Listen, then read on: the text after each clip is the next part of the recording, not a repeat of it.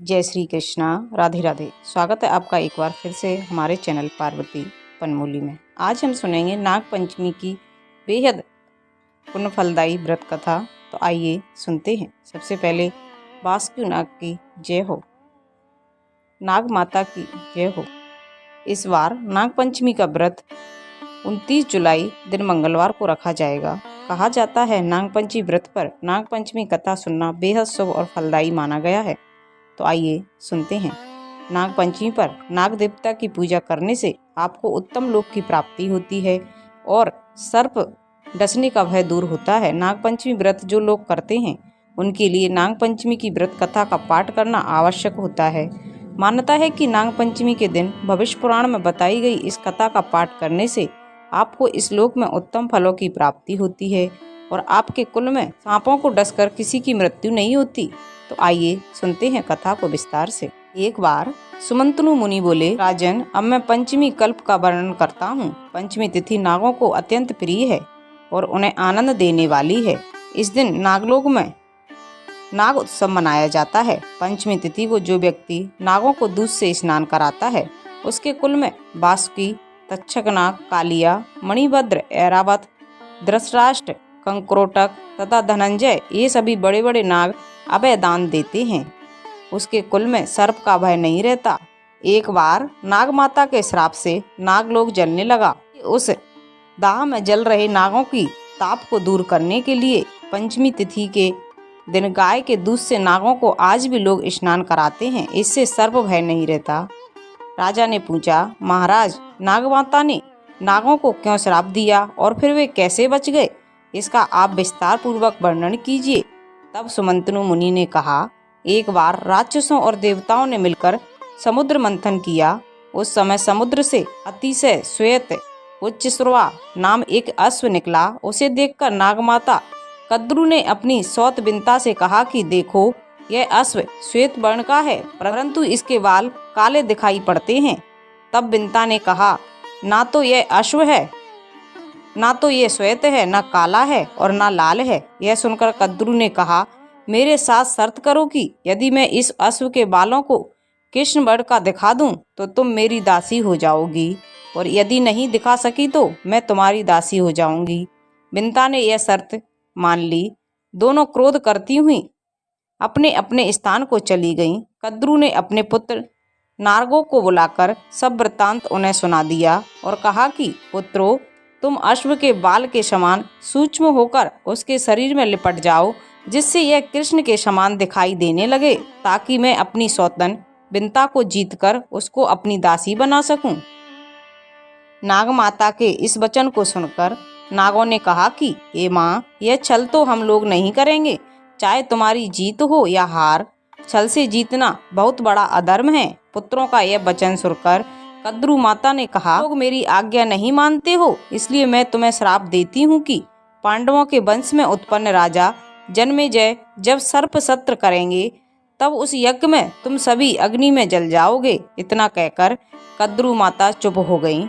नागगढ़ माता का श्राप सुनकर बहुत घबराए और बासुकी को साथ में लेकर ब्रह्मा जी के पास जा पहुँचे। ब्रह्मा जी को अपना सारा वृतांत सुनाया। इस ब्रह्मा जी ने कहा कि हे बासुके, तुम चिंता मत करो, मेरी बात सुनो। यथावर वंश में बहुत बड़ा तपस्वी जरत्कारु नाम वाली बहन का विवाह कर देना। वह जो भी कहे उसका वचन स्वीकार करना। उसे आस्तिक नाम का विख्यात पुत्र उत्पन्न होगा। वह जन्मेजय के सर्प यज्ञ को रोकेगा और तुम लोगों की रक्षा करेगा। ब्रह्मा जी के इस वचन को सुनकर नागराज बासुकी आदि अतिशय प्रसन्न हुए और उन्हें प्रणाम कर अपने लोक में वापस आ गए। शंतनु मुनि ने इस कथा को सुनाते हुए आगे कहा, राजन, यह यज्ञ तुम्हारे पिता जन्मेजय ने किया था। यही बात श्री कृष्ण भगवान भी युधिष्ठिर से कही थी कि राजन, आज से 100 वर्ष के बाद सर्प यज्ञ होगा जिसमें बड़े बड़े विषधर और दुष्ट नाग नष्ट हो जाएंगे। करोड़ों नाग जब अग्नि में जल रहे होंगे तब आस्तिक नामक ब्राह्मण सर्प यज्ञ को रोककर नागों की रक्षा करेगा। ब्रह्मा जी ने पंचमी के दिन वर दिया था और आस्तिक मुनि ने पंचमी को ही नागों की रक्षा की थी, इसलिए पंचमी तिथि नागों को बहुत प्रिय है। पंचमी के दिन नागों की पूजा करके यह प्रार्थना करनी चाहिए कि जो नाग पृथ्वी में, आकाश में, स्वर्ग में, सूर्य की किरणों में, सरोवर में, नदी, तालाब आदि में रहते हैं, वे सब हम पर प्रसन्न हो, हम उनको बारंबार नमस्कार करते हैं। सर्वे नागा प्रियतनो मे केचित् पृथ्वी तले, ये चाहेलमरी विस्ता ये तदंतर दिखी संसिता, ये नदीषु महानागा ये सरस्वती गामिना, ये चावापीत डागेषु तेषु सर्वेषु वै नमः। इस प्रकार नागों को विसर्जित कर ब्राह्मणों को भोजन कराना चाहिए और स्वयं अपने भाई बंधुओं के साथ भोजन करना चाहिए। पहला मीठा भोजन करना चाहिए, उसके बाद अपनी रुचि के अनुसार भोजन कर सकते हैं। इस प्रकार नियमानुसार जो पंचमी को नागों का पूजन करता है, यह श्रेष्ठ विमान में बैठकर नागलोक को जाता है और बाद में द्वापर युग में बहुत बड़ा पराक्रमी, रोग रहित तथा प्रतापी राजा के रूप में जन्म लेता है। इसलिए घी, खीर तथा मीठे गुलगुलों से इन नागों की पूजा करनी चाहिए। राजा ने पूछा, महाराज, कुद्र सर्प के काटने से मरने वाला व्यक्ति किस गति को प्राप्त होता है, और जिसके माता पिता, भाई, पुत्र आदि सर्प के काटने से मरे हों, उनके उद्धार के लिए कौन सा व्रत, दान अथवा उपवास करना चाहिए, यह भी आप बतलाइए। तब सुमंतनी मुनि बोले, राजन, सर्प के काटने से जो मरता है वह अधोगति को प्राप्त होता है तथा निवर्ष सर्प होता है, और जिसके माता पिता आदि सर्प के काटने से मरते हैं वह उनकी सद्गति के लिए भाद्रपद शुक्ल की पंचमी की तिथि को उपवास कर नागों की पूजा करे। यह तिथि महापुण्यमय कही गई है। इस प्रकार 12 महीने तक चतुर्थी तिथि के दिन बार बार भोजन करना चाहिए और पंचमी को व्रत कर नागों की पूजा करनी चाहिए। पृथ्वी पर नागों का चित्र अंकित कर अथवा सोना, लकड़ी या मिट्टी का नाग बनाकर पंचमी के दिन करवीर, कमल, चमेली आदि पुष्पगंध, धूप नैवेद्यों से उनकी पूजा कर घी, खीर और लड्डू उत्तम 5 ब्राह्मणों को खिलाकर अंत में वासुकी, शंख, पद्म, कम्बल, कंकरोट आदि 12 नागों की क्रमशः पूजन करना चाहिए। इस प्रकार पूरे 1 वर्ष तक नागों का पूजन कर व्रत करना चाहिए। इसके बाद पारण करें। बहुत से ब्राह्मणों को भोजन कराना चाहिए। विद्वान ब्राह्मण को सोने का नाग बनाकर उसे देना चाहिए। यह उद्यापन की विधि है। राजन, आपके पिता जन्मेजय ने भी अपने पिता परीक्षित के उद्धार के लिए यह व्रत किया था और सोने का बहुत भारी नाग अनेक गौ ब्राह्मणों को दी थी। ऐसा करने पर वे पितृदोष से मुक्त हुए थे और परीक्षित ने भी उत्तम लोक को प्राप्त किया था। आप भी इसी प्रकार सोने का नाग बनाकर उनकी पूजा कर उन्हें ब्राह्मण को दान करें। इससे आप भी पितृदोष से मुक्त हो जाएंगे। राजन, जो कोई भी इस नाग पंचमी व्रत को करेगा, सांप से डसे जाने पर भी वह शुभ लोक को प्राप्त होगा, और जो व्यक्ति श्रद्धा पूर्वक इस कथा को सुनेगा उसके कुल में कभी भी सांप का भय नहीं होगा। इस पंचमी व्रत के करने से उत्तम लोकों की प्राप्ति होती है। एक दूसरी कथा के अनुसार प्राचीन काल में एक सेठ जी के 7 पुत्र थे। 7 का विवाह हो चुका था। सबसे छोटे पुत्र की पत्नी श्रेष्ठ चरित्र वाली, सुशील और सुंदर थी, परंतु उसका कोई भाई नहीं था। एक दिन बड़ी बहू ने घर लीपने को पीली मिट्टी लाने के लिए सभी बहुओं को साथ चलने को कहा, तो सभी डलियां लेकर, खुरपी लेकर मिट्टी खोदने लगीं। तभी वहां एक सर्प निकला, जिसे बड़ी बहू खुरपी से मारने लगी। यह देखकर छोटी बहू ने उसे रोकती हुई कहा, मत मारो, यह बेचारा बिना अपराध किए हुए है, इसे क्षमा कर दो, छोड़ दो। कर बड़ी बहू ने उसे नहीं मारा। तब सर्प एक ओर जा बैठा। तब छोटी बहू ने उससे कहा, हम अभी लौटकर आती हैं, तुम यहाँ से जाना मत। यह कहकर वह सबके साथ मिट्टी लेकर घर चली गई और वहाँ कामकाज में फंसकर सर्प से जो वादा किया उसे भूल गई।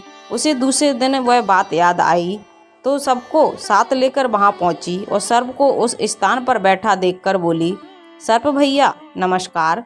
सर्प ने कहा, तू भैया कह चुकी है, इसलिए तुझे छोड़ देता हूँ, नहीं तो झूठी बात कहने के कारण तुझे अभी डस लेता। वह बोली, भैया मुझसे भूल हो गई, उसकी क्षमा मांगती हूँ।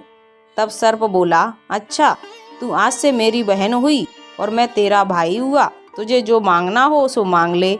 वह बोली, भैया मेरा कोई नहीं है, अच्छा हुआ जो तू मेरा भाई बन गया। कुछ दिन व्यतीत होने पर वह सर्प मनुष्य का रूप रखकर उसके घर आया और बोला कि मेरी बहन को भेज दो। सबने कहा कि इसके तो कोई भाई नहीं था।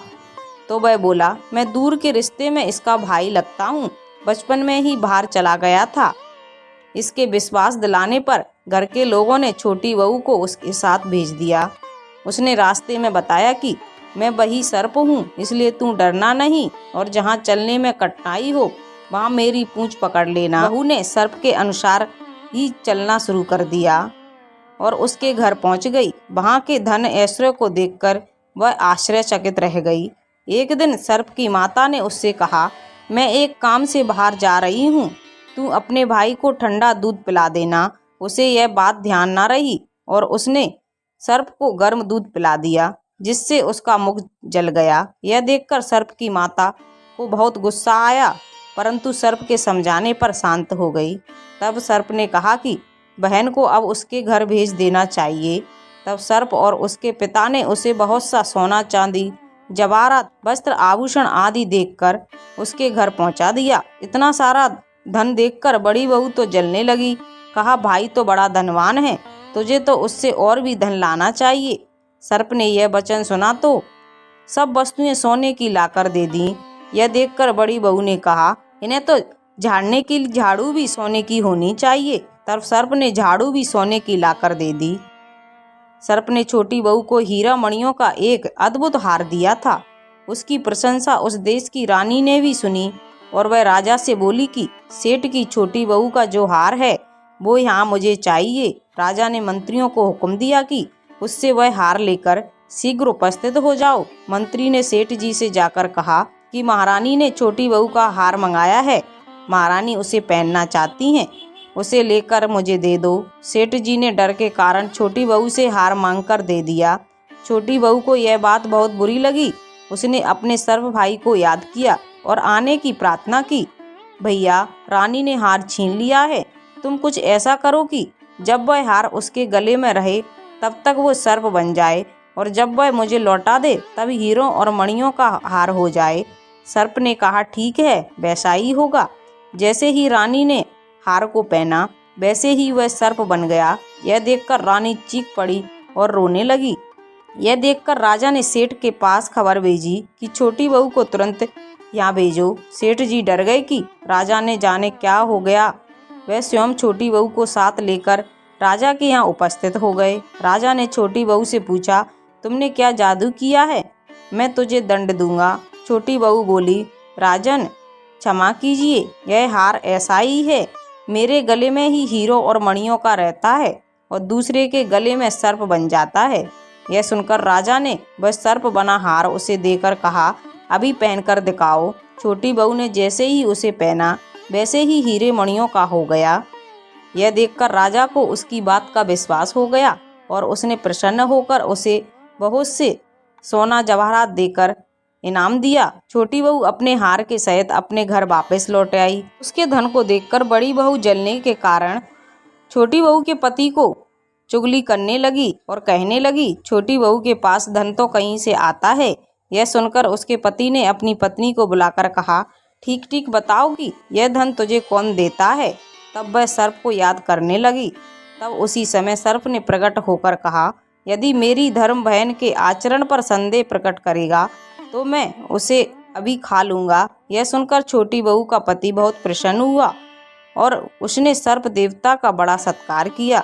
उसी दिन से नाग पंचमी का त्यौहार मनाया जाता है और स्त्रियां सर्प को भाई मानकर उनकी पूजा करती हैं। नाग देवता की जय हो। आप सभी माताओं बहनों को नाग पंचमी व्रत की हार्दिक शुभकामनाएं। अगर आपको ये कथा अच्छी लगे तो प्लीज़ कमेंट में ओम नमः शिवाय अवश्य लिखिए और वीडियो को ज़्यादा से ज़्यादा लोगों में शेयर कीजिए। Thank you.